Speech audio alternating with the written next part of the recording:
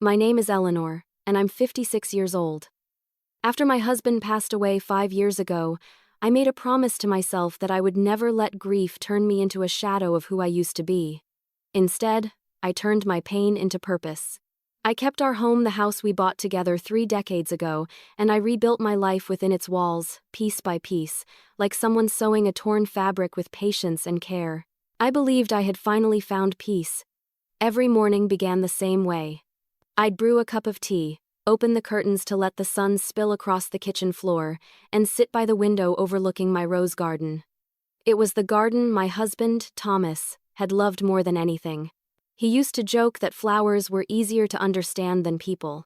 Maybe that's why, even after his death, I found comfort among them. They never asked questions, never judged, and never left. My daughter, Vanessa, was my pride and joy. She lived 2 towns over with her husband, Trevor. They'd been married for nearly 6 years. And from the outside, their lives looked perfect: good jobs, a new car, and smiles on social media that seemed genuine enough. Vanessa visited me every couple of weeks, sometimes bringing Trevor, sometimes alone. I always prepared her favorite meals, and she'd bring me updates from her busy city life. But even though we were close, I began noticing small changes in her tone, subtle things I couldn't quite place. Trevor, on the other hand, was polite but distant. From the day I met him, there was something about his smile that didn't reach his eyes. He had a calm, almost calculated presence, like someone who measured every word for effect. He was charming when he needed to be, quiet when it benefited him, and always seemed to steer conversations toward topics that made him look good. Still, for my daughter's sake, I kept my reservations to myself. Over time, Vanessa started dropping little hints, questions that seemed harmless at first. "Mom, don't you get lonely in such a big house? Or, have you ever thought about moving somewhere smaller?" I'd laugh and say I liked my space. I told her I couldn't imagine leaving the home her father and I built together. But deep down, I knew those weren't her words, they were Trevor's.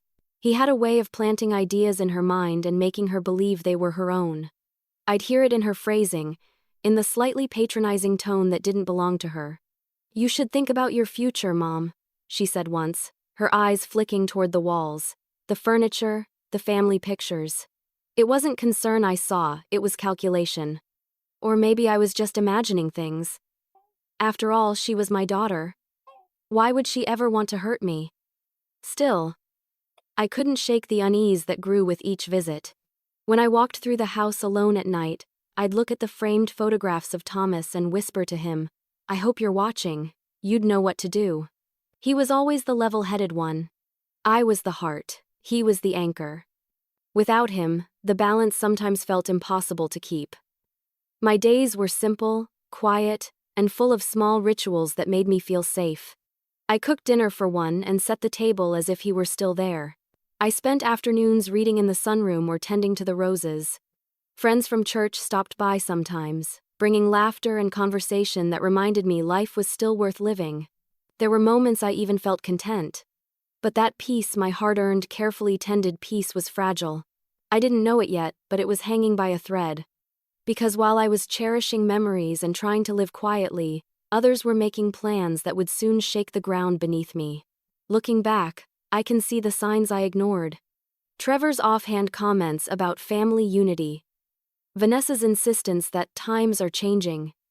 Even the way they'd glance around my home, like it was an opportunity waiting to be claimed. I brushed it off as paranoia, telling myself I was being overly protective. But I wasn't wrong. They were testing my boundaries, seeing how far they could go before I pushed back.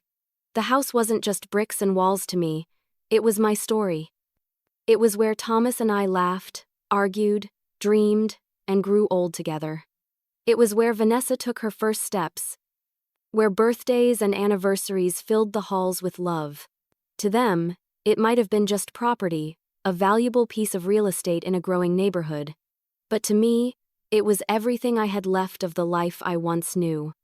So when Trevor suggested a family meeting one Sunday, I didn't think much of it. Vanessa sounded excited on the phone, though there was a nervous edge to her voice.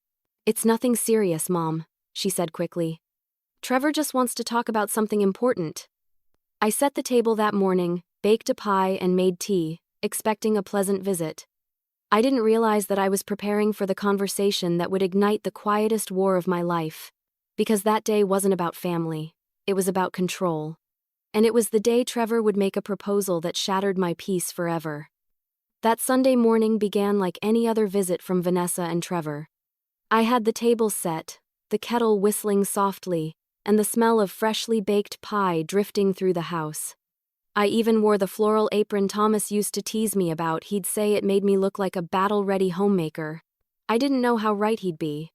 By the time that day ended, my home would feel less like a sanctuary and more like a target. When I opened the door, Vanessa stepped in first, smiling, but her eyes carried a nervous energy I hadn't seen before. Behind her came Trevor, sharp as always in a crisp shirt, followed by two people I didn't immediately recognize, an older couple with polite, rehearsed smiles. It took me a moment before Vanessa introduced them. "Mom, these are Trevor's parents, Elaine and Gordon." I blinked. "Oh, what a surprise. I didn't realize we'd have guests." My voice was polite, but my mind raced. Trevor had never mentioned bringing his parents to my home, and Vanessa hadn't said a word either. Elaine stepped forward and grasped my hand with both of hers, her grip oddly firm. "We've heard so much about you, dear. What a lovely place you have here. So much space." Her eyes drifted around the living room like a shopper appraising merchandise. Gordon nodded approvingly.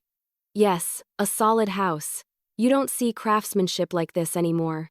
I smiled tightly and gestured for them to sit. "Tea will be ready in just a moment." As I poured, I noticed the way Trevor had positioned himself at the head of the table as if it were his meeting, not mine. Vanessa sat beside him, quiet, her hands folded in her lap. I felt a strange chill despite the warmth of the kitchen. Trevor cleared his throat. "So, Eleanor, we wanted to talk about something that affects all of us." "All of us?" I repeated, setting down the teapot. He nodded, glancing around with practiced sincerity. "You know how expensive things have become lately, housing, healthcare, all that. We've been thinking family should take care of family. That's what matters most." Elaine jumped in quickly. "We couldn't agree more. We've always believed in shared living. It's such a beautiful way to stay close and support each other." I frowned slightly, not understanding where this was going. "That's nice. But how does that involve me?" Trevor smiled, too wide, too polished. "Well, we thought maybe it's time to think about consolidating. My parents' lease is ending soon, and they'd love to be closer to Vanessa and me. And since you have this beautiful home, we thought maybe they could move in here for a while." For a few seconds, I didn't say anything. I was sure I'd misheard him. "Move in here?" "Yes," Vanessa blurted, too quickly. "Just temporarily, Mom, until they find a new place." Trevor nodded like a salesman closing a deal. "Exactly. They'd stay in one of the guest rooms, maybe help out around the house. My dad's great with repairs, my mom with cooking. It'd be mutually beneficial." I forced a calm tone. "Trevor, this is my home.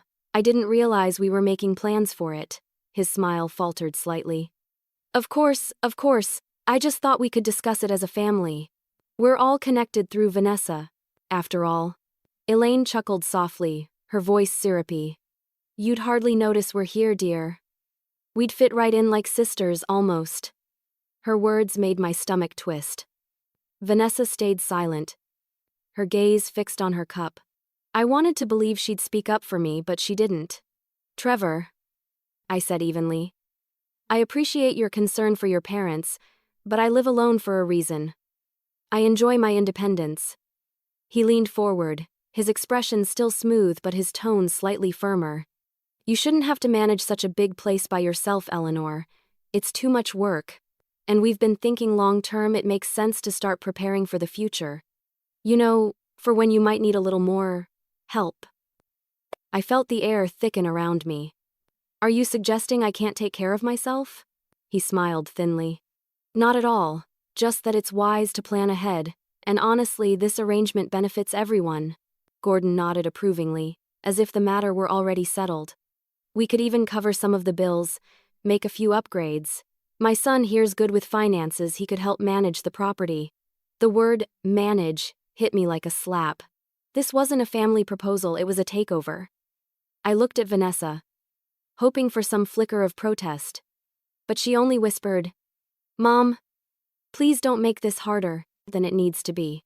That was the moment my heart cracked, not from anger but from disappointment. She wasn't just going along with this, she believed it was right. I stood slowly, my voice shaking but steady. This is my home. I didn't ask for anyone's help, and I certainly won't be handing it over for management. I'm sorry, but the answer is no. The silence that followed was suffocating. Elaine's polite smile vanished. Trevor's jaw tightened. Vanessa looked like she wanted to disappear. Trevor finally exhaled, his tone clipped. I think you're being emotional, Eleanor. We're just trying to do what's best for the family. I met his eyes, my voice colder than I'd ever heard it. Then perhaps you should focus on your own family and leave mine alone. No one spoke after that. They finished their tea in awkward silence, and I didn't bother walking them out.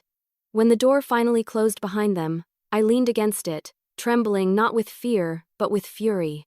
I realized then that what I'd built for years wasn't peace, it was fragile illusion. And Trevor had just shown me how quickly illusion can shatter. Because the moment he talked about managing my property, I understood exactly what he wanted, and it wasn't family, it was control. That night, after the so-called family meeting, I barely slept. I kept replaying every word, every smirk, every subtle glance that had passed between Trevor and his parents. Something inside me had shifted, I no longer felt safe in my own home. The next morning, Vanessa called. Her tone was soft, careful, the way someone speaks when they know they've done something wrong but aren't ready to admit it. "Mom," she began, "I just wanted to check on you. Yesterday was tense." "Tense?" I repeated, biting back the bitterness in my voice. "Vanessa, that wasn't a family discussion. That was an ambush." She sighed. "Trevor didn't mean it like that. He just wants everyone to be closer. You know how he is, he likes planning ahead." "I do know how he is," I said quietly. "And that's exactly what worries me." There was silence on the other end. Then, with a hint of frustration, she said, "You're overreacting, Mom. Dad's gone, and I just don't want you to be lonely. Having them here might actually help." "Help who?" I asked. "Because it doesn't sound like anyone's thinking about me." That ended the conversation. She hung up, saying she needed to get to work, but I could tell she was angry, or maybe ashamed. Either way, the damage had begun. Over the next few days, I noticed small but unsettling things. Trevor started showing up more often, dropping by just to check in. Once, he brought his parents again, claiming they were in the neighborhood. Another time, he walked through my backyard uninvited, commenting on how a few upgrades could really increase property value. When I asked what he meant, he smiled that same empty smile. "Oh, nothing, Eleanor. Just thinking out loud. You've got a lot of untapped potential here." It wasn't hard to understand what he was implying. My home wasn't a sanctuary to him, it was an asset, something to be managed, controlled, and eventually owned. Vanessa, meanwhile, seemed caught between us. She stopped visiting alone. Every time she came, Trevor was with her. They'd walk through the house together, whispering about plans and changes. I began to feel like a stranger in my own home, like my privacy was slowly being stripped away. One afternoon, I overheard a conversation between Vanessa and Trevor in the kitchen while I was upstairs. I wasn't trying to eavesdrop, but their voices carried through the vent. "She's being stubborn," Vanessa said. "I told you she wouldn't go for it." "She'll come around," Trevor replied. "She doesn't have much choice, the place is too big for her anyway. Sooner or later, she'll realize that." My blood ran cold. I wanted to storm downstairs, but something stopped me. Instead, I sat on the edge of my bed, gripping the comforter, feeling my pulse throb in my throat. When I did go downstairs later, I pretended not to have heard. I smiled, made small talk, offered them tea like nothing had happened, but inside, a wall was forming. Elaine began calling me directly, pretending it was to get to know me better. Each call was full of little manipulative compliments. "You're such a strong woman, Eleanor. But don't you ever get tired of handling everything yourself? You deserve to rest, dear." It was always laced with the same message: you can't manage alone. One evening, Trevor showed up unannounced again. He brought brochures, yes, actual printed brochures for senior living communities. He laid them neatly on my kitchen table like he was doing me a favor. "These are just options," he said smoothly. "No pressure. But you'd have less to worry about, and we could keep an eye on the house while you settle in somewhere comfortable." I stared at him, the nerve of his audacity nearly stunning me speechless. "You think I'm leaving my home so you can keep an eye on it?" He had the gall to shrug. "It's just an idea. Vanessa and I care about you, that's all." "Don't you dare use my daughter's name to justify your greed," I snapped, my voice trembling. For a split second, I saw something flash in his eyes: anger, maybe even contempt, but it vanished as quickly as it came. He smiled again, gathered the brochures, and said softly, "You'll think about it." After he left, I sat alone in the silence, my teacup untouched, the air thick with something poisonous. The home that once felt warm now felt watched. I started locking doors during the day, pulling curtains even when the sun was shining. I told myself I was imagining things, that maybe grief was making me paranoid, but deep down, I knew better. I'd seen enough manipulation in my lifetime to recognize it. Trevor wasn't helping, he was plotting, and worst of all, Vanessa was letting him. She began defending him more openly. "He's just trying to help, Mom," she'd say. "You always assume the worst." But I could hear the defensiveness in her tone, the unease she was trying to hide. He was getting to her slowly, quietly, effectively. I knew I couldn't confront her yet. That would only push her further into his arms. I had to be patient, observant, and ready. So I started keeping notes, times, dates, things said. Not because I planned to take legal action, but because I wanted a record of my own reality.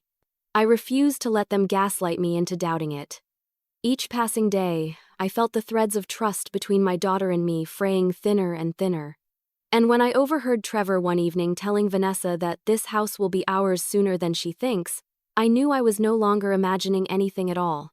I used to believe manipulation was something that happened in movies or to people who weren't paying attention, but now, it was happening right in front of me, inside my own home. After hearing Trevor tell Vanessa that this house will be ours sooner than she thinks, something inside me hardened. I didn't confront them that night. I just listened, standing motionless in the hallway, my heart pounding so loudly I was afraid they'd hear it.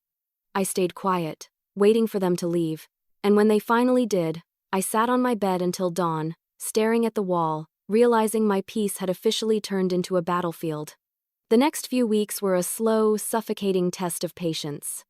Trevor and Vanessa began visiting more frequently, their tone shifting from polite concern to subtle pressure.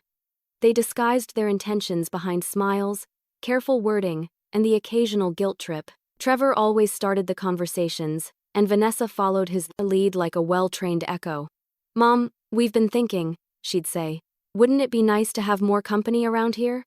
Or Trevor would comment, "You shouldn't have to worry about the roof, the plumbing, the maintenance, it's too much for one person." At first, I responded calmly. "I've managed just fine for years," I'd remind them. But every time I said no, they'd push a little harder, like waves wearing down stone. Then came the questions about my finances.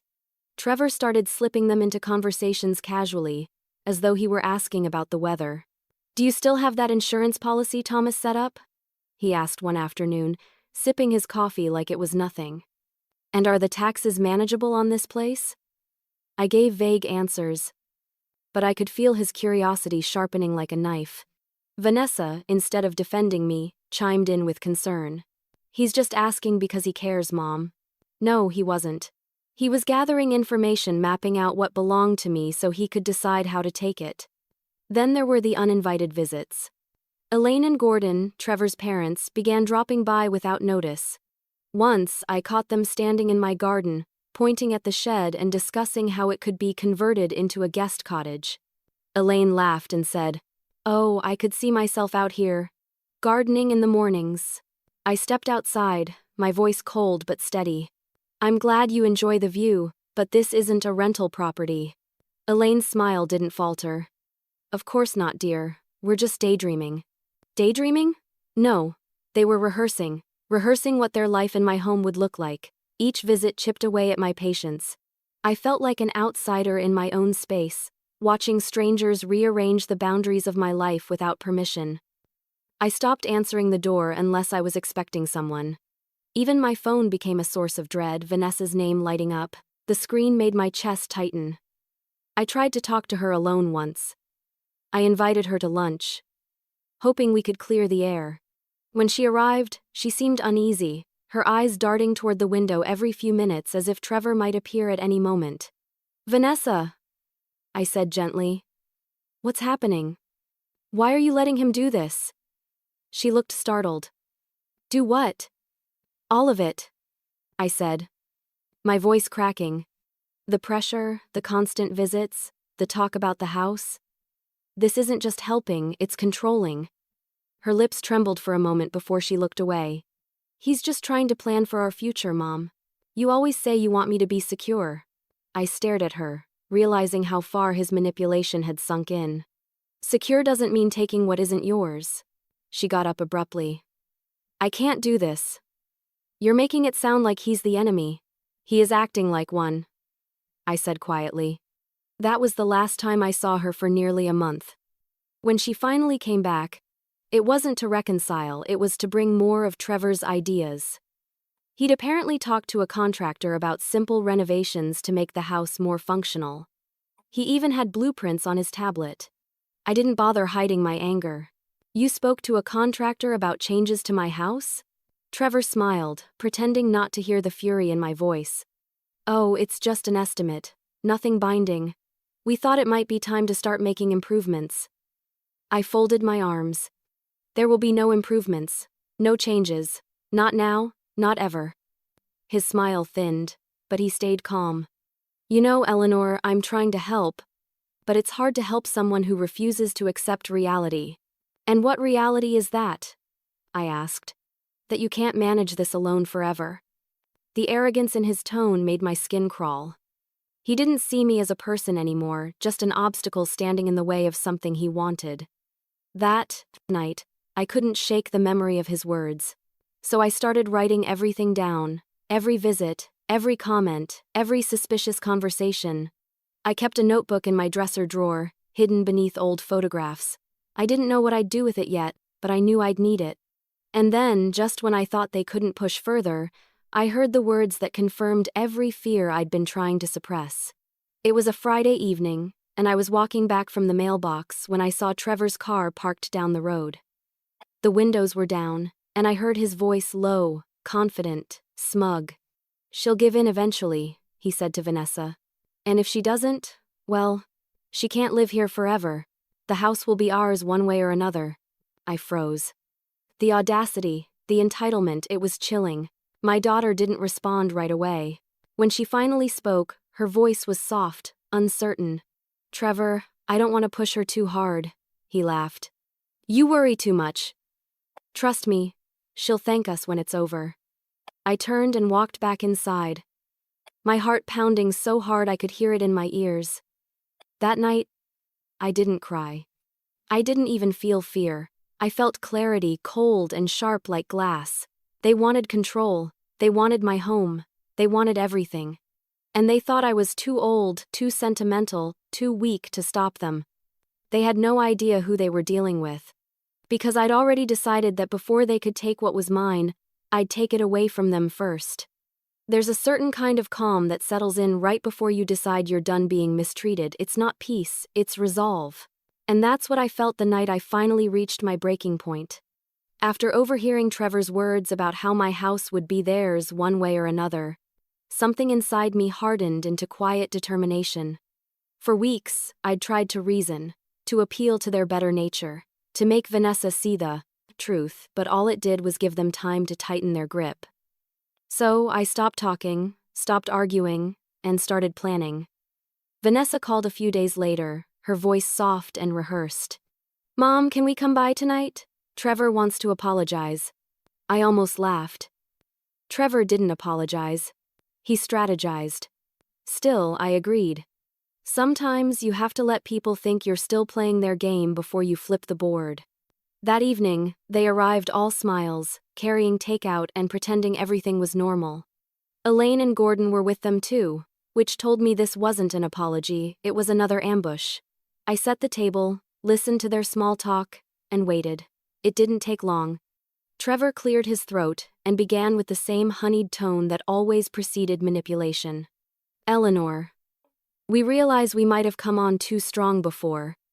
I just want you to know that we care about you, and we only want what's best. Elaine nodded, smiling sweetly. Yes, dear. We'd never want you to feel uncomfortable. We just thought it might be easier for you if we were all together.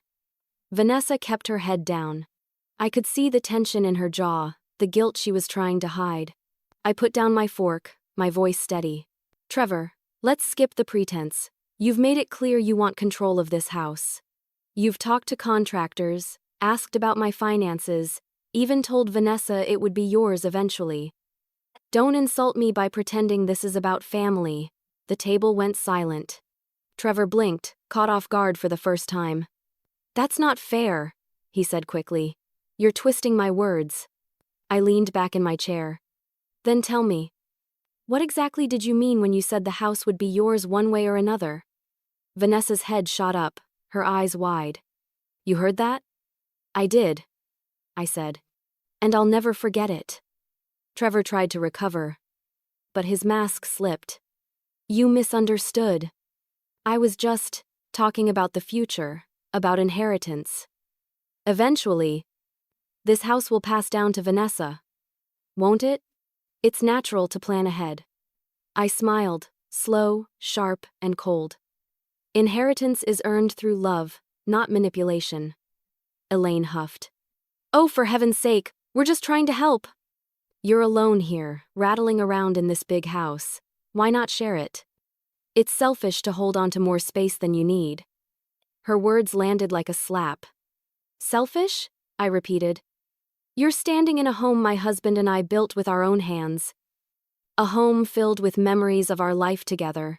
And you think I owe it to you? Gordon muttered. You're being dramatic, but I barely heard him. My focus was on Vanessa, my daughter, whose eyes glistened with tears but who still said nothing in my defense. That silence broke something in me.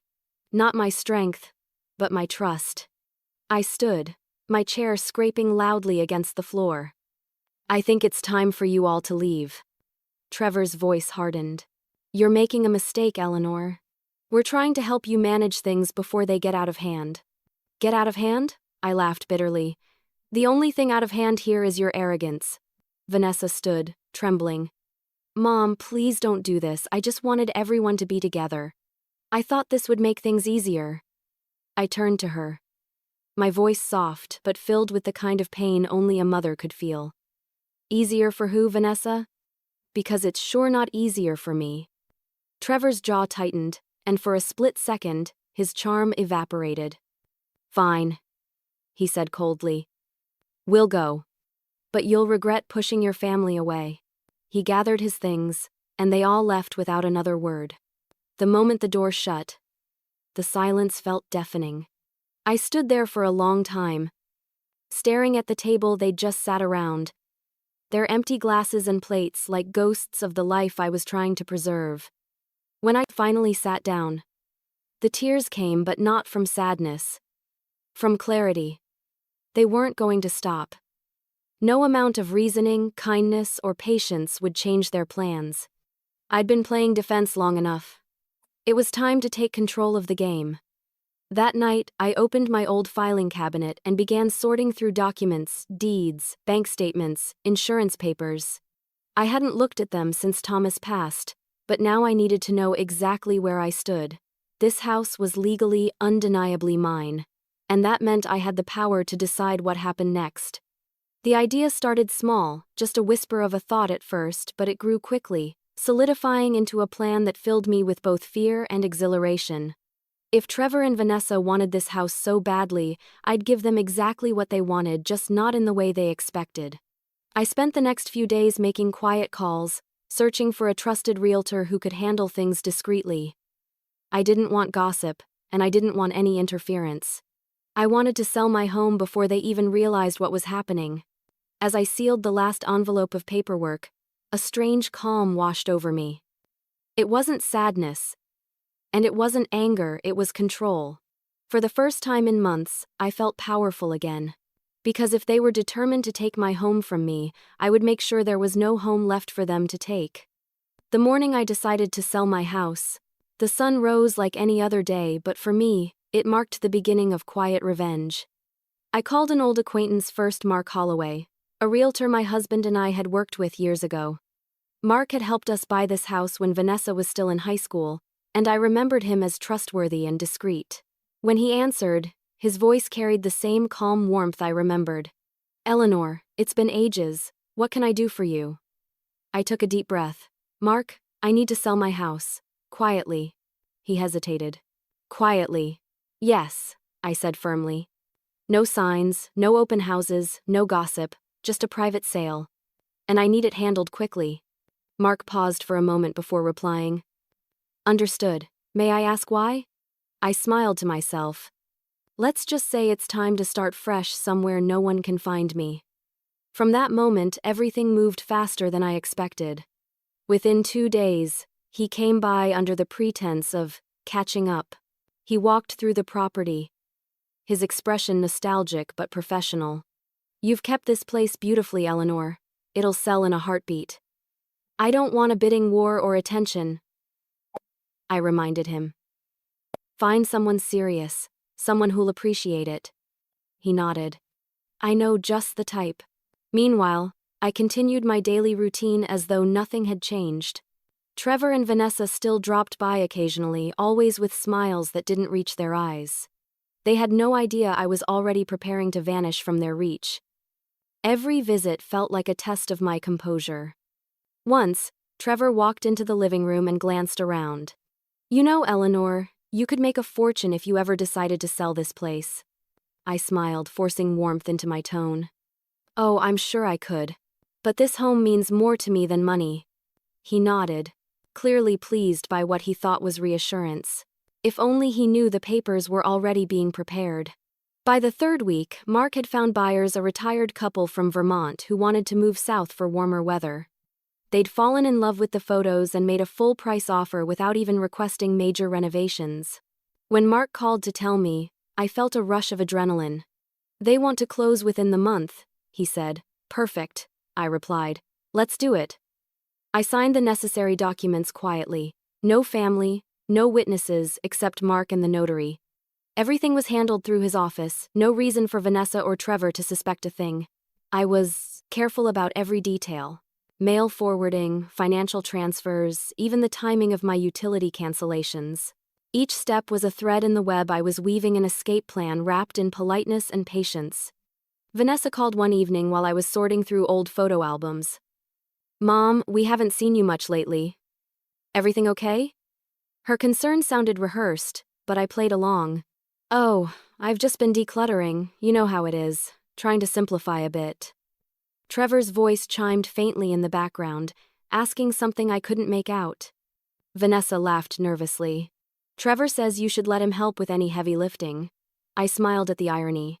"That won't be necessary, sweetheart. I've got everything under control." And I did. Every night, I packed a few boxes, just the essentials: my husband's letters, family photographs, a few heirlooms I couldn't bear to part with. Everything else would stay behind. I wasn't just moving, I was shedding. The memories, the weight, the intrusion, it all had to go. Mark called again the following week. "The buyers have wired the down payment. The closing date is set for next Friday." "Thank you, Mark," I said softly. "You've been a godsend." "You sure you're ready for this?" he asked. I hesitated for a moment. "I'm more than ready." The day before closing, I walked through the house one last time in the quiet of evening. I touched the walls, the door frames, the edges of picture frames that still held the ghost of a family that used to exist. I whispered to Thomas, "I hope you understand. I can't let them destroy what we built." In that moment, I felt him there, his calm, steady presence. He'd always told me that real strength wasn't in confrontation, it was in knowing when to walk away with dignity. and that's exactly what I was doing. The next morning, I met Mark at his office to finalize everything. I signed the last set of papers with a steady hand, my name flowing smoothly across the page. The house, the memories, the pain, the history was no longer mine. When the transaction was complete, Mark handed me a small envelope. "The check will clear by tomorrow morning. You'll have full access to the funds immediately." I smiled. "Thank you, Mark. You've just given me my freedom." He looked at me curiously. "Where will you go?" I thought for a moment before answering. "Somewhere quiet. Somewhere no one thinks to look." That evening, I sat on the porch one last time. The garden glowed under the fading sunset, the roses swaying gently in the breeze. Everything looked so peaceful it almost broke my heart to leave. But peace built on fear isn't peace, it's captivity. As I watched the sky darken, I heard a car pull up. Trevor and Vanessa had arrived unannounced again. I stayed inside, lights off, watching through the window as they stood on the porch talking. Trevor looked frustrated, gesturing toward the house. Vanessa seemed tired, drained. Eventually they left, assuming I wasn't home. I watched their car disappear down the road and whispered, "You'll find out soon enough." Then I locked the door behind me for the last time. Because by the time they realized what I'd done, the house they wanted so badly would already belong to someone else and I'd be long gone. There's a strange peace that comes with knowing you're about to disappear, like the stillness in the air before a storm breaks. Once the house sale was finalized, everything felt sharper. Every sound in the house, every creak of the floorboards, seemed to remind me how little time I had left there. I began packing quietly, carefully, one room at a time. I didn't rush. I wanted to savor the silence, to say goodbye on my own terms. I started with my husband's study. It was exactly as he'd left it, neat stacks of old magazines, an empty mug on the desk, the faint smell of his cologne still clinging to the air. I ran my fingers across the books he'd loved: history, philosophy, gardening, and chose just a few to take with me. Everything else, I boxed up for donation. I wasn't running away. I was shedding the skin of a life that no longer fit me. My next stop was the attic, where I found decades of memories: Vanessa's childhood toys, holiday decorations, photo albums. I opened one of the albums and found a picture of Vanessa at 8 years old, smiling beside her father as they planted roses together. I traced her tiny face with my thumb and felt a lump in my throat. I still loved my daughter deeply, even after everything. But love couldn't blind me anymore. I worked for hours each day, moving slowly but steadily, until nearly everything I cared about was packed into 4 large boxes and 2 suitcases. The rest, furniture, decorations, even the heirloom china, I left behind. Let them have the house, I thought. Let them have the shell. The soul of it would leave with me.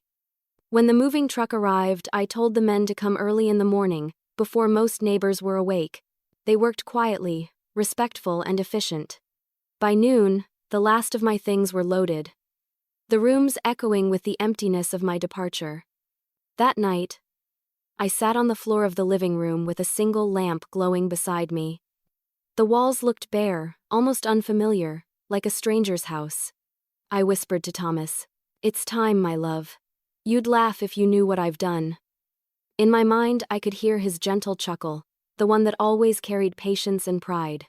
Before bed, I wrote a short note and placed it on the kitchen counter, tucked under a small vase of fresh flowers. "The house isn't mine anymore. Take care of yourselves." It wasn't bitterness, it was closure. The next morning, I woke before dawn. The world outside was quiet, bathed in soft, gray light. I brewed one last cup of tea, stood by the window, and watched the first light of sunrise stretch across the garden. The roses were in bloom, and the dew sparkled like tiny pearls on their petals. I smiled through tears. "Goodbye, Thomas," I whispered. "We did it." By 7 o'clock, I was ready to go. I dressed simply, loaded the last suitcase into my car, and took one last walk through the house. The air smelled faintly of dust and sunlight. I touched the front door, the same door my husband and I had walked through countless times, and felt a mixture of grief and pride. When I stepped outside, I expected nothing more than silence and closure. But fate, it seemed, wasn't done with me yet. As I turned to lock the door for the final time, a familiar car pulled into the driveway. Trevor's car. My heart dropped. Of all days, of all moments, why now? He stepped out, wearing that same smug half-smile that had haunted me for months. "Morning, Eleanor," he said casually, as if this were just another one of his uninvited visits. "Vanessa told me you've been distant lately. Thought I'd check in." I kept my face calm, hiding the panic clawing at my chest. "Now's not a good time, Trevor. I was just about to leave." He raised an eyebrow, glancing at the packed car. "Going somewhere?" I forced a smile. "Just visiting a friend for a few days." He took a slow step closer, eyes narrowing slightly. "Funny. Looks like you're moving out." I shrugged. "Maybe I just like to travel prepared." He laughed. But there was no humor in it.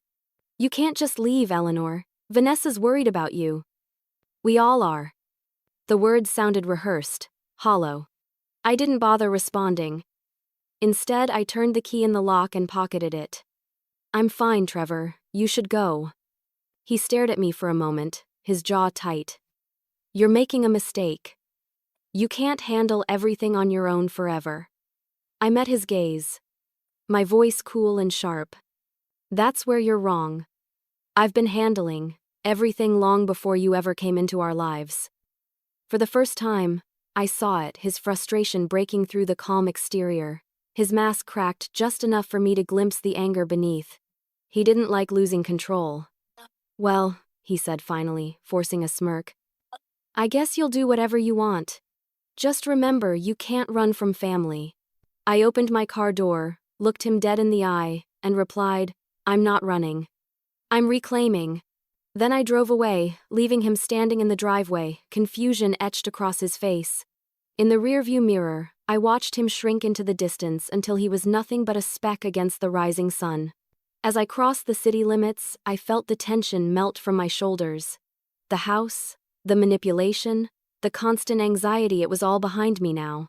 I didn't know exactly where I was going, but I knew it would be somewhere quiet, somewhere free. For the first time in years, the road ahead felt like possibility instead of obligation. But I had no idea that this quiet escape would unleash the storm I'd been avoiding all along. I thought I had escaped cleanly, that my quiet departure would go unnoticed until it was far too late for anyone to interfere, but fate has a cruel sense of timing. The morning after I'd locked the door for the last time, I stopped by Mark's office to confirm the sale's completion. Everything had gone perfectly, the papers were signed, the funds transferred, and the buyers were thrilled. My account was flush with freedom, and my heart felt lighter than it had in years. I could have driven straight to my new destination, but something inside me wanted to see the house one last time. Just from a distance, as a way to seal the chapter completely. It was early afternoon when I turned onto my old street.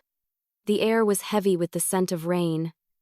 As I parked at the far end of the cul-de-sac, I saw a car already in the driveway, Trevor's. My stomach twisted. He was standing on the front porch, hands on his hips, scanning the property like an inspector. For a moment, I considered driving away, but curiosity rooted me in place. He hadn't seen me yet, so I watched as he stepped toward the front door, pulling a set of keys from his pocket. My keys. He tried the lock and frowned when it didn't turn. The realtor had already changed it after closing, as protocol required. Trevor jiggled it again, growing visibly irritated. A woman, Vanessa, emerged from the car, her voice carrying through the damp air. "Maybe she's not home," Vanessa said softly. Trevor's tone was sharp. "She's here somewhere. She wouldn't just leave." He tried the door again, knocking this time. Harder. "Eleanor," he called out, his voice echoing across the street. "We need to talk." I could see the confusion on Vanessa's face. She hadn't been told yet. She thought this was just another one of Trevor's unannounced visits. My heart ached for her. She was about to realize what I had done, and I knew it would shake her, but it had to be this way. When no one answered, Trevor turned to her with barely restrained anger. "She's ignoring us. I told you she was being dramatic, probably hiding inside." "She wouldn't do that," Vanessa said, her voice trembling. "She's not like that." "Then where is she?" he snapped. I stepped out of the car before I could stop myself. My heart pounded in my chest as I walked toward them, the rain beginning to fall in a light drizzle. Vanessa gasped when she saw me. "Mom, what are you doing here?" Trevor turned, his expression shifting from irritation to something sharper, calculated suspicion. "Eleanor," he said slowly. "Funny running into you. We were just coming by to talk." I stopped a few feet from the porch, my umbrella shielding me from the rain. "Looks like you've already done enough talking." He forced a smile. "So, where have you been?" "We've been worried. Vanessa's been calling." "I've been taking care of things," I said simply. "Things you wouldn't understand." Vanessa stepped forward, her voice shaking. "Mom, what's going on? Why won't the key work?" I took a breath. "Because it's not my house anymore." Her face went pale. "What do you mean?" Trevor blinked, then laughed, as if I'd told a joke. "That's cute, Eleanor. What are you talking about?" "I sold it," I said, calm and clear. "The sale finalized yesterday. The new owners will move in next week."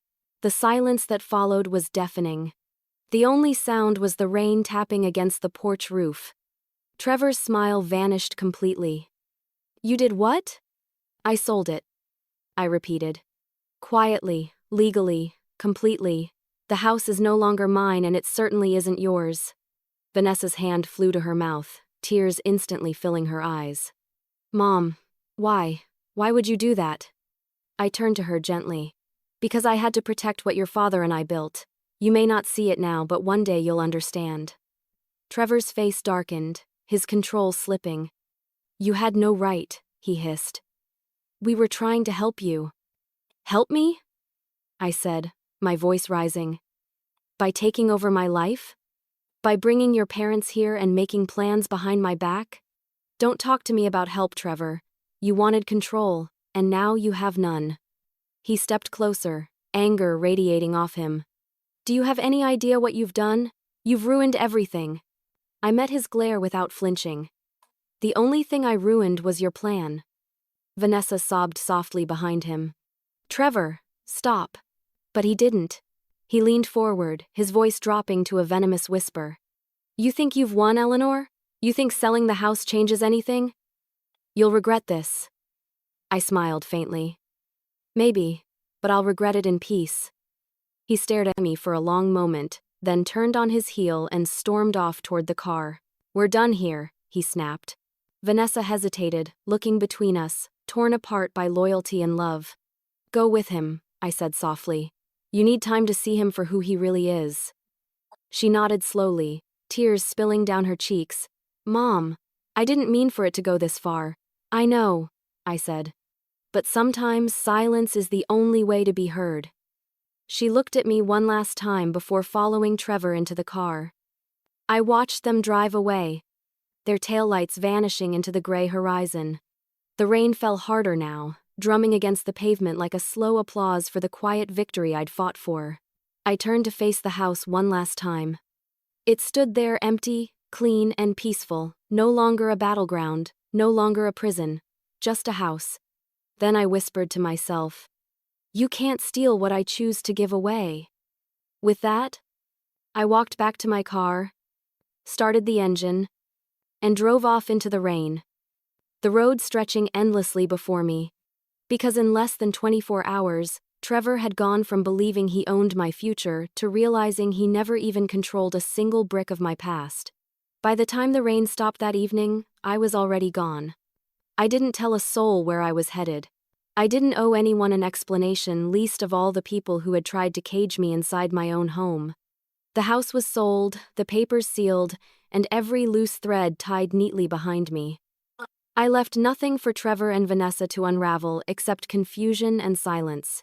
I drove through the night, guided only by instinct and a map that led me farther from everything I'd ever known. There was something exhilarating about watching the miles roll by, each one carrying me closer to a life untouched by manipulation. The headlights of my car cut through the fog like a promise. By dawn, I had crossed into another state. I stopped at a diner off the highway, one of those quiet places where nobody asks questions and everyone minds their business. I ordered black coffee and eggs, and for the first time in years, I tasted freedom. the kind that wasn't wrapped in guilt or obligation. As I sipped my coffee, I took out my phone. It was filled with missed calls, Vanessa, Trevor, even Elaine. The texts came in waves. Where are you? What have you done? We need to talk right now. You can't just disappear like this. I turned the phone face down and stared out the window. The sky was streaked with gold. The air smelled like rain and asphalt. And I realized something profound. I didn't have to respond. Silence, I learned, was its own kind of justice.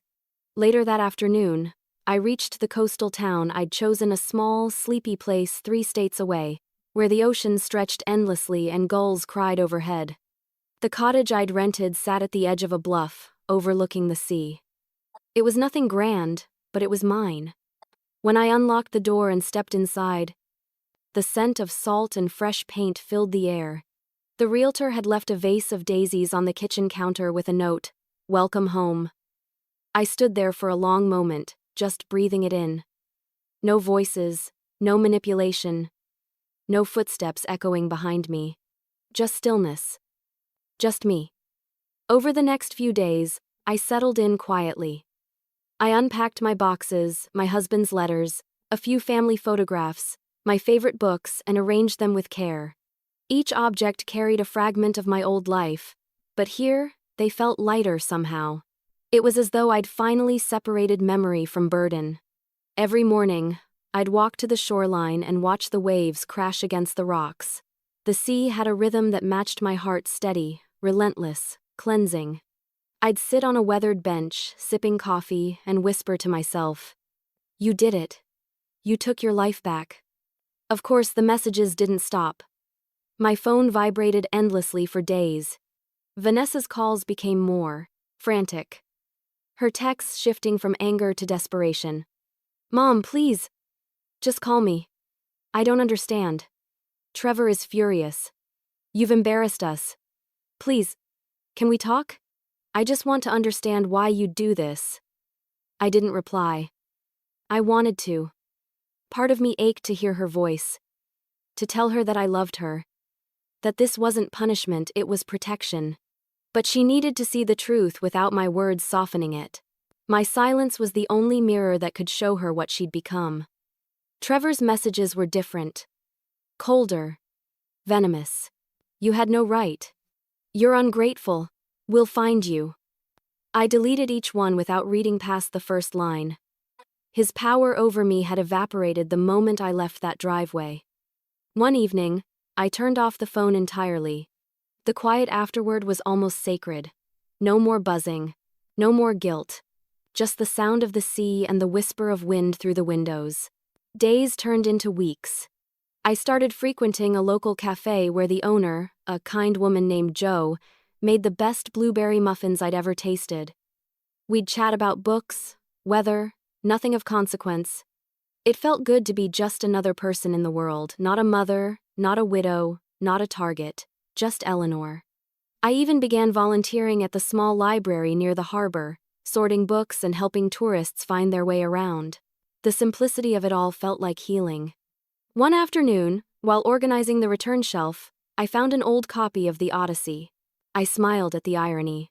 A story about a long journey home, except mine wasn't about returning. It was about leaving. Every now and then, I'd catch myself wondering what was happening back in my old town. I imagined Trevor's fury when he realized he couldn't touch the house, couldn't undo what I'd done. I pictured Vanessa's confusion and heartbreak. It hurt to think of her that way, but maybe that pain would be what finally opened her eyes. I wasn't running away from her, I was giving her the space to remember who she used to be before he changed her. By the time a month had passed, my reflection in the mirror looked different. Lighter. Calmer. The woman staring back wasn't the one who had been manipulated or cornered.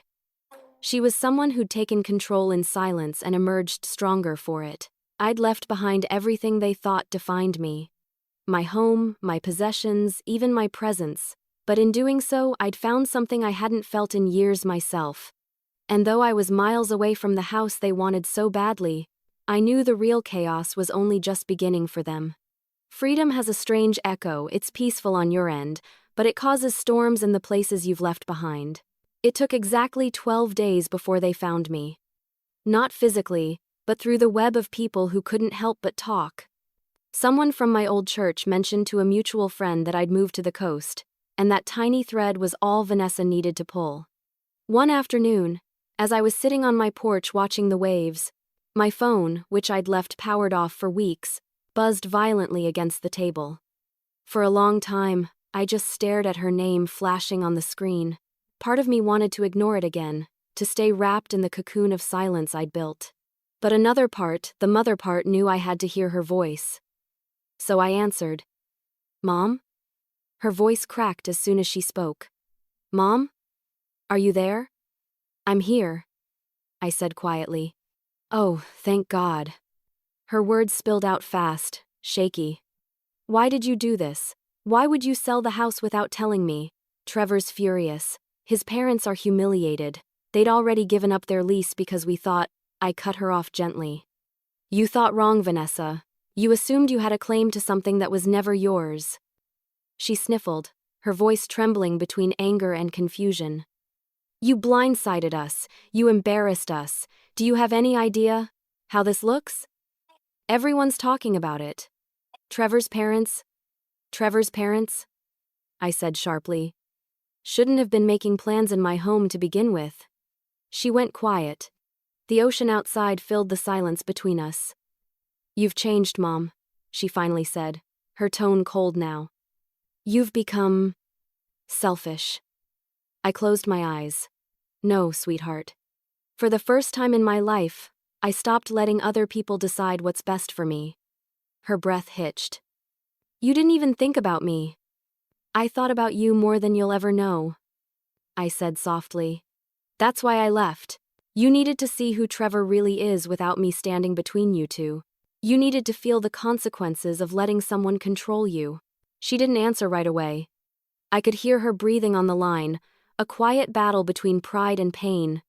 Then she whispered, "You don't understand, Mom. You've ruined everything." I smiled sadly. "No, Vanessa. I fixed everything." Before she could respond, I heard a muffled voice in the background, Trevor. His words came through faintly but sharp enough to make my stomach tighten. "Hang up. She's not worth it." Vanessa hesitated. "Trevor, please." I said hang up. The line went dead. I sat there for a long time, staring out at the horizon. The sky was a soft, gray blue, the sea calm and endless. My heart ached not from regret, but from the loss of the daughter I'd once known. Over the next few weeks, the fallout spread like wildfire. Friends from my old town started calling, some out of curiosity, others out of gossip. "Eleanor, did you really sell the house without telling your family?" one asked. I smiled and said, "Yes, I did." And it felt wonderful. I heard bits and pieces about Trevor's reaction from mutual acquaintances. He'd exploded when he found out the sale was final. He accused Vanessa of failing to manage me, of not keeping me under control. His parents were furious too. They'd already paid movers, expecting to relocate into my home that month. When their plans collapsed, so did their perfect facade. Vanessa tried to hold it together, but cracks began to show. I heard she'd started staying with a friend temporarily. Trevor had stopped sleeping at home. There were arguments, loud ones, neighbors said. The kind that echoed through walls and shook the illusion of perfection they'd built so carefully. I didn't take pleasure in their misery, but I won't lie. I felt a deep, quiet satisfaction knowing the truth had finally cornered them. Trevor's empire of manipulation had started crumbling, and all I had to do was step out of the way and let gravity handle the rest. One evening, as I walked along the beach, my phone buzzed again. Another message from Vanessa. "He's gone." 2 words, no context, no emotion. Just truth laid bare.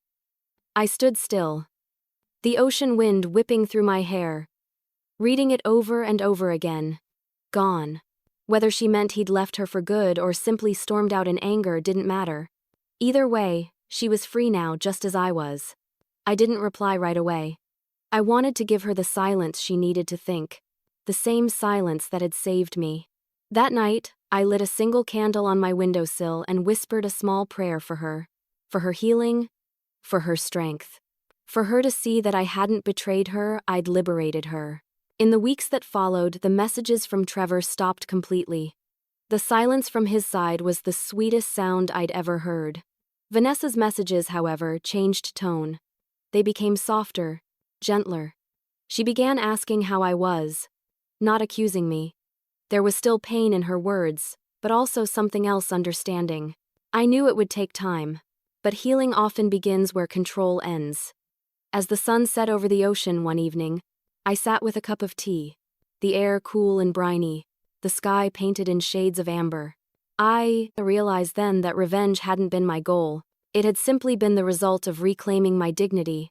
I hadn't punished them with cruelty. I'd punished them with distance, and that was enough. Because sometimes the most powerful revenge isn't in shouting or fighting, it's in walking away so completely that the ones who tried to break you are left fighting only themselves. After months of chaos and silence, my life finally began to feel like my own again. In the small seaside town I now called home, the days moved slowly, like the tide rolling in and out, steady and sure. There was no noise from unwanted visitors, no hidden agendas lurking behind polite smiles. Just the sound of waves against the rocks and the scent of salt in the air. For the first time in years, I woke up each morning without dread. I didn't have to brace myself for manipulation or guilt. I could simply live. My cottage was small, but it was perfect. The walls were pale blue, and the sunlight poured through the lace curtains each morning, filling the room with warmth. I'd furnished it simply. A small table by the window, 2 chairs, a bookshelf, and a quilt-covered bed. Every item inside had a purpose, nothing excessive, nothing taken for granted. Most mornings I walked along the shore before breakfast. I'd watch the fishermen prepare their boats, their laughter echoing across the water. Some of them waved to me now. I'd become a familiar face. I liked that being known just enough to be greeted, but not enough for anyone to pry. One day, as I was walking back from the beach, Jo, the woman who owned the cafe in town, called out to me from her porch. "Eleanor, got fresh muffins if you're hungry." I smiled. "You know I can't resist your muffins," she laughed. "That's why I bake extra on Thursdays. Come on in." Inside the cafe, the scent of coffee and sugar filled the air. I sat at my usual table near the window, and Jo poured me a cup of coffee. "You, settling in all right?" she asked. "I am," I said honestly. "Better than I have in a long time." She smiled knowingly. "You've got that look. The one people get when they've finally stopped carrying the weight of other people's nonsense." I laughed softly. "You're not wrong." Over time, I started volunteering at the local library. It was small but charming, tucked between a bakery and a flower shop. I spent hours there, organizing shelves and helping visitors find old novels. There was something comforting about being surrounded by stories, some tragic, some triumphant, all endings and beginnings intertwined. Each evening, I'd sit on my porch with a cup of tea, watching the horizon fade into shades of orange and pink. Sometimes I thought about Vanessa, where she was, how she was coping, whether she had finally begun to see Trevor for who he truly was. I missed her, of course. No mother can cut her child from her heart completely, even when they hurt her. But I also knew I couldn't save her by staying silent in the shadow of her husband's control. After the text she'd sent, "He's gone," I hadn't heard from her in nearly 2 months. I hoped that meant she was healing in her own way, taking time to find herself just as I had. Then, one morning, while I was tending to my little garden behind the cottage, I heard the sound of a car pulling up. The crunch of gravel under tires startled me. I rarely had visitors. I wiped my hands on my apron and stepped toward the front gate. A postal van was parked there, and the driver smiled as he handed me a small envelope. The return address made my breath catch. Vanessa. My hands trembled as I opened it. Inside was a handwritten letter, short, careful, full of weight between the lines. "Mom, I'm sorry for everything. You were right. I see it now. Trevor's gone. And I'm finally starting to feel free again. I'm working.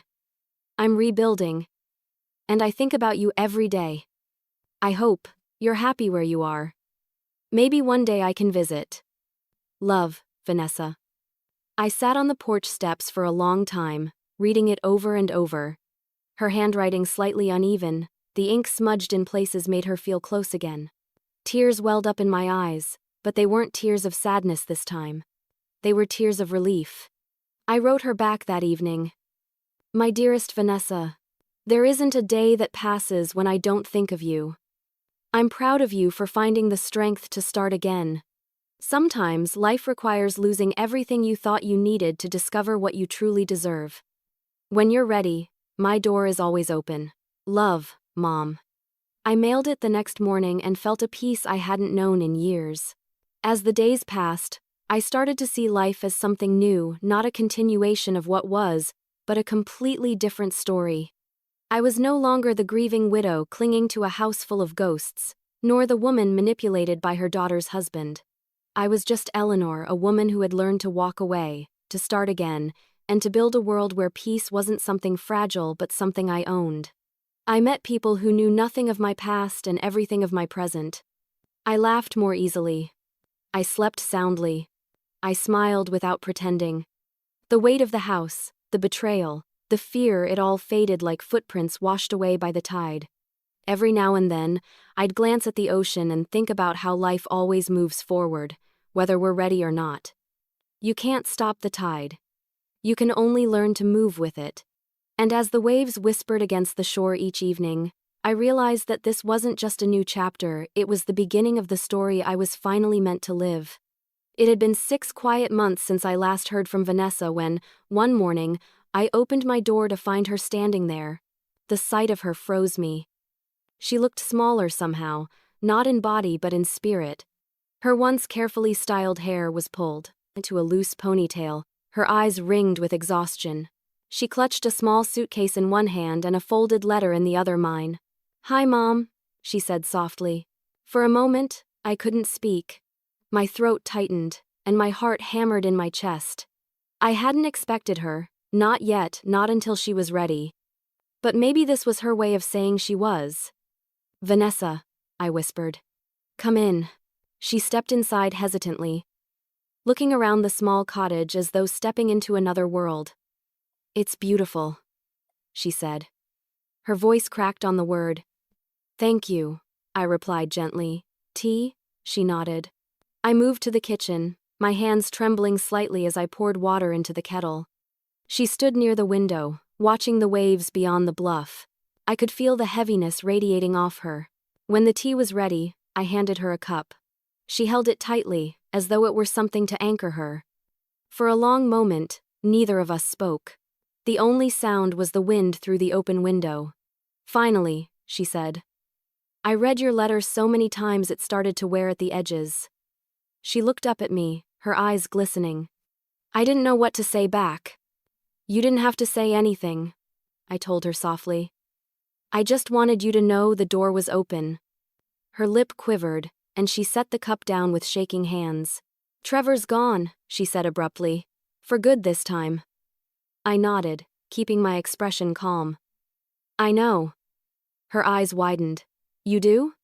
"I didn't need to hear it from you to know it would happen," I said. "People like him can only hold on to control for so long before it turns against them." She let out a bitter laugh. "He tried to, even after you sold the house. He blamed me for losing it, said I'd ruined everything. When he couldn't get what he wanted from you, he tried to take it out on me. It took me too long to realize I was just a piece of his plan." I reached across the table and took her hand. "You were never part of his plan, Vanessa. You were his means to an end." Tears spilled over her cheeks. "I was so stupid." I squeezed her hand gently. "No, sweetheart, you were trusting. That's not stupidity, that's love. You wanted to believe the best in him. I did too. Once." She looked down at her lap. "When he left, he took everything. The savings, the car, even the furniture. I had to move in with a coworker for a while just to get by. And now?" I asked quietly. "I left the city. I couldn't stay there. I didn't want to. I've been working at a bookstore in a little town 2 hours from here. When I got your letter, I realized I didn't want to run from the past anymore. I wanted to face it. She took a deep breath. So I came here. I smiled softly. I'm glad you did. We sat together in silence for a while, sipping our tea as the sound of the ocean filled the spaces between our words. Eventually, she looked around the cottage again. It's so peaceful here. I can't remember the last time I felt peace. You can stay as long as you need, I said. There's a spare room. It's small, but it's warm. Her eyes widened slightly. You mean it? Of course I do, I said. This isn't just my home anymore. It's a place for starting over. She smiled faintly, tears glistening again. I missed you, Mom. I missed you too, I said, my voice breaking. Every single day. We both cried, then quietly, without shame, the kind of tears that wash away years of guilt and misunderstanding. When the sobs finally subsided, I brushed her hair from her face and smiled. You look like your father when you cry. He always hated that I told him that. She laughed softly through her tears. I remember. That evening, I made her favorite meal, pasta with basil and garlic, and we ate by candlelight at my little table by the window. The ocean outside shimmered under the moonlight, and for the first time in years, it felt like we were a family again. After dinner, we sat on the porch, wrapped in blankets, watching the stars come out one by one. Vanessa leaned her head on my shoulder and whispered, I'm sorry I didn't stand up for you. I see everything now. What he did, how he twisted things. You were right all along. I placed a hand over hers. What matters is that you see it now. Forgiveness doesn't need to be rushed, it just needs to be real. She nodded, her voice trembling. I want to start over, Mom. I don't know how yet, but I want to. I smiled, my heart swelling with both pain and pride. Then you already have.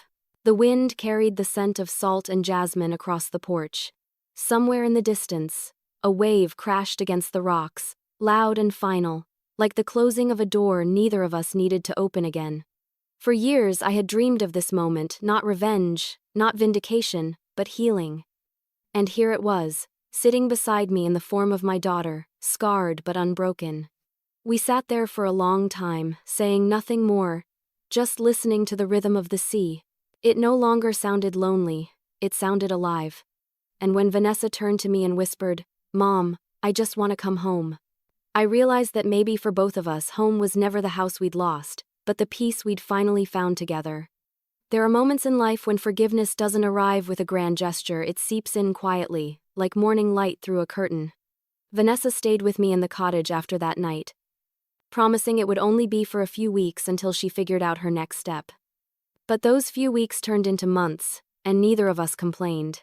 The silence that once hung heavy between us was gone, replaced by the soft rhythm of daily life, shared meals, evening walks along the beach, and the quiet comfort of knowing we were both healing at our own pace.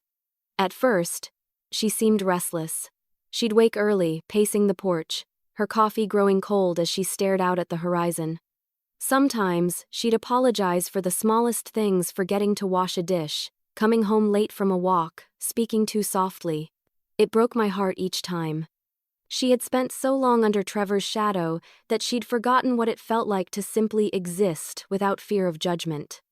One morning, as I was pruning the flowers by the gate, she joined me. I can't believe how much he took from me, she said, her voice quiet but steady. Not just money or time, but me. I stopped being myself, Mom. I set down the clippers and turned to her. Then take yourself back, piece by piece. That's how healing starts. She smiled faintly. That's what you did, isn't it? I nodded. Yes. It took me years to understand that healing isn't about forgetting, it's about reclaiming what you lost and protecting what's left. We worked side by side that day, our hands deep in the soil, the sun warm on our faces. Every handful of earth felt symbolic, burying the past, planting something new. Over time, I watched Vanessa begin to rebuild her confidence. She found a part-time job at a nearby bookstore, the same one she'd mentioned before, and the quiet joy in her voice when she talked about it made me smile. She'd tell me about the customers she met, the books she discovered, the simple satisfaction of standing on her own again. In the evenings, she'd help me cook dinner, humming softly as she stirred sauces or set the table. Sometimes we'd share stories about Thomas, her father, and laugh until tears rolled down our cheeks. Those memories had once been painful for me, but with her beside me, they became warm again. One night, as we washed dishes together, she asked a question I hadn't expected. "Mom, when did you stop being angry?" I thought about it for a moment before answering. The day I realized anger was just another way of staying tied to them. Selling the house wasn't revenge, it was release.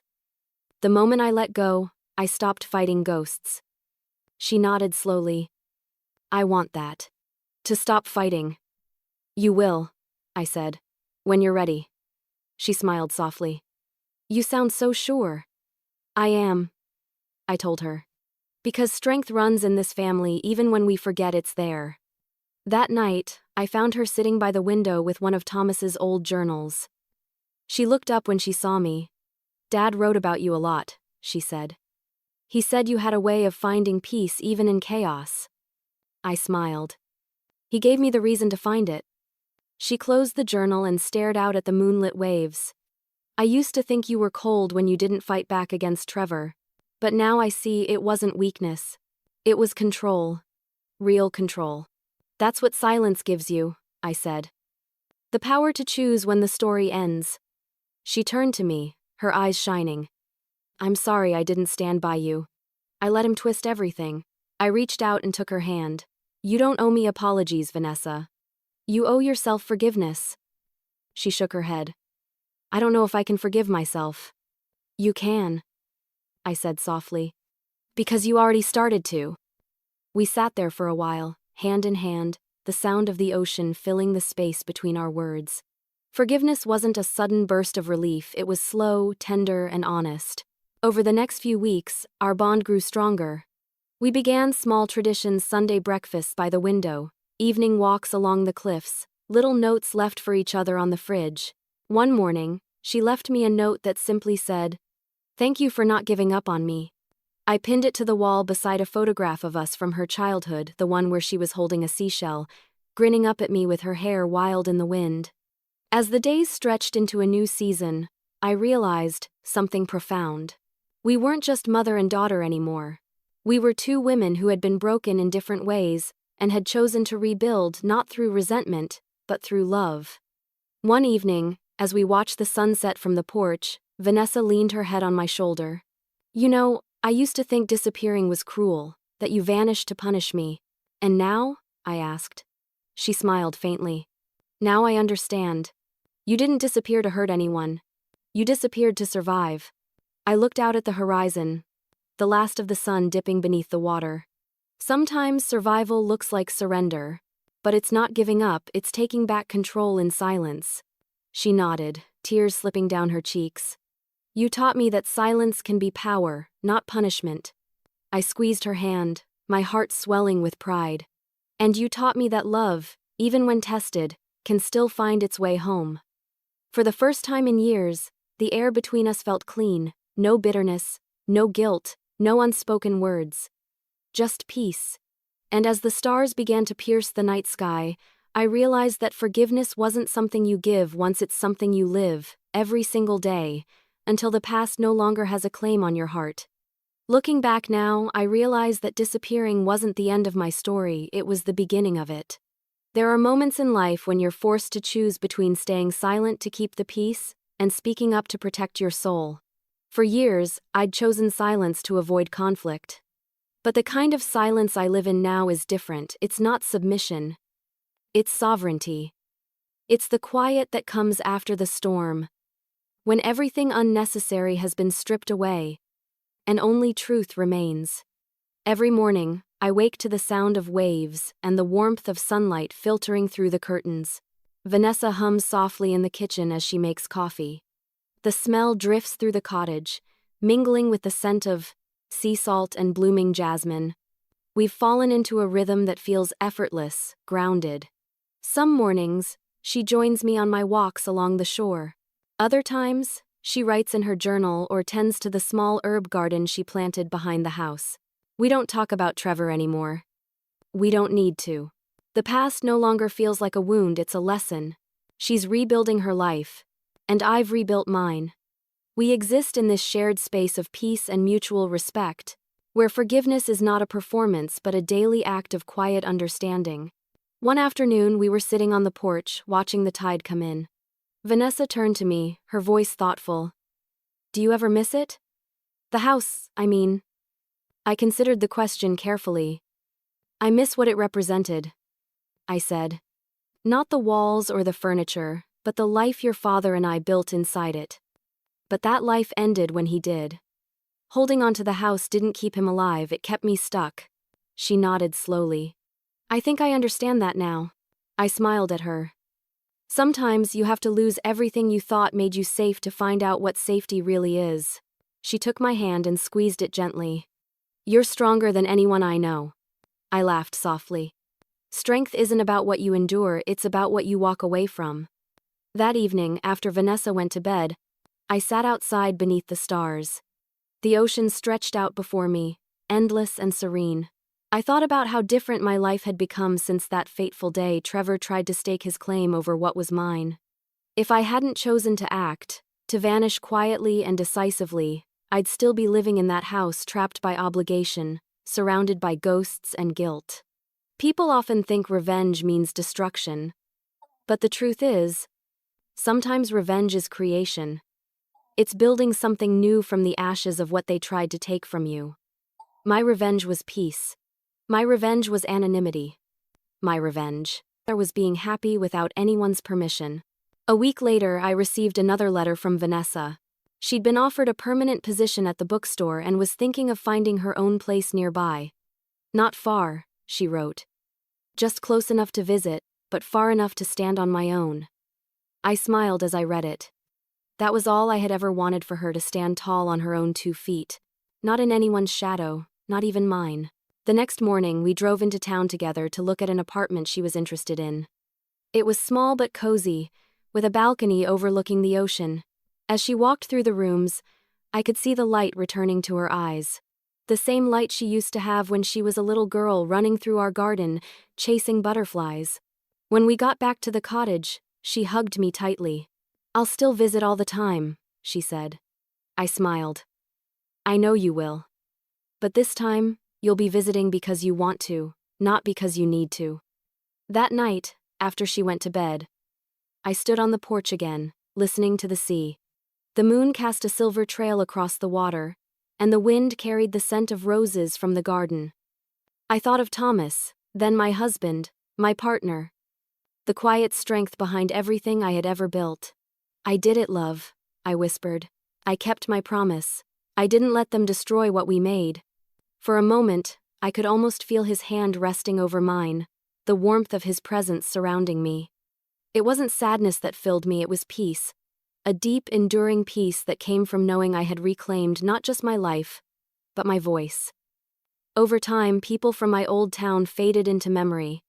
Their gossip lost its meaning. Their opinions lost their power. Trevor and his parents vanished from our story entirely, swallowed by their own bitterness. But Vanessa and I, we endured. We rebuilt. We bloomed again. Sometimes, people ask me what I gained by disappearing without a word. I tell them this: I gained everything.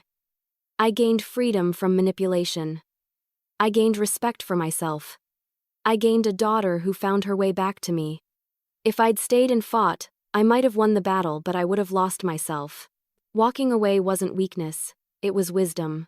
Now, every sunrise feels like a gift, and every sunset feels like a quiet victory. The waves whisper against the shore, reminding me that even the strongest forces on earth know when to retreat, when to return, and when to reshape the land in silence.